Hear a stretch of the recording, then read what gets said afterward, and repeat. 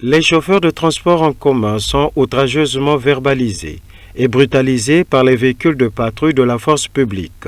Des pratiques récurrentes, souvent dénoncées par les chauffeurs. Seule habilité à la régularisation du trafic routier aux frontières pour les gendarmes et l'unité de la circulation en zone urbaine.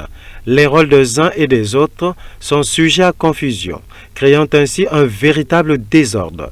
Chauffeur de bus, Jirès Poélé Loubaki a dit. Vraiment, c'est pas normal ce qui se passe dans la circulation routière. Pendant que les policiers routiers sont là, la BAC et la CEI nous suivent derrière. Partout, là où vous êtes, la CEI est derrière nous. Quand il vient, il prend le receveur. Ils n'ont pas le droit de faire ça. Mais à notre époque, là, vraiment, c'est compliqué ce qui se passe. Il prend le receveur, il ne demande pas les dossiers à bord. Et puis, il prend le receveur, il l'amène. Il fouille le poche, il prend ce qui se trouve dans les poches du receveur et puis il laisse encore. Je ne comprends pas. Je comprends pas. Les arrêts ne sont pas précisés, mon frère. Partout là où on s'arrête, ici, il n'y a pas l'arrêt. Ici, il n'y a pas l'arrêt. Il n'y a pas aussi des panneaux qui nous indiquent que non, là, tu peux t'arrêter, là, tu ne peux pas t'arrêter. Vraiment, c'est compliqué. Quand tu gardes pour prendre le client, subitement, c'est la police qui arrive, prend le dossier, parfois, il prend le receveur. Et la police, la BAC, la CEI, GMP. Mais le commissariat de Tompi, là, c'est pareil. À son tour, le premier vice-président de la Fédération du syndicat des transporteurs en commun chargé à la juridiction et conflits de travail, Freddy Badingila, parle de ce comportement regrettable. Le transport urbain, c'est une mission de la voie publique.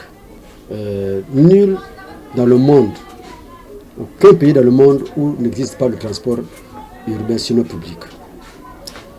Ce que nous constatons ici, c'est ce que le président de la République avait dit la fois dernière, les antivaleurs. C'est ça les antivaleurs. Les gens ne respectent plus leur poste de travail. Les gens naviguent pour aller ailleurs s'enrichir. C'est de la pagaille. Autrement dit, à ce que je sache, moi, étant que sénégaliste, ne peut interpeller un véhicule que la circulation routière. Mais qu'est-ce que nous remarquons? C'est une bonne question. La BAC, la discipline générale, même les militaires, les gens. Donc, c'est-à-dire que même quelqu'un qui est en civil là, peut interpeller un véhicule. C'est un désordre. Nous en avons beaucoup décrié. Nous avons eu des séances de travail avec les hauts responsables militaires et sinon policiers.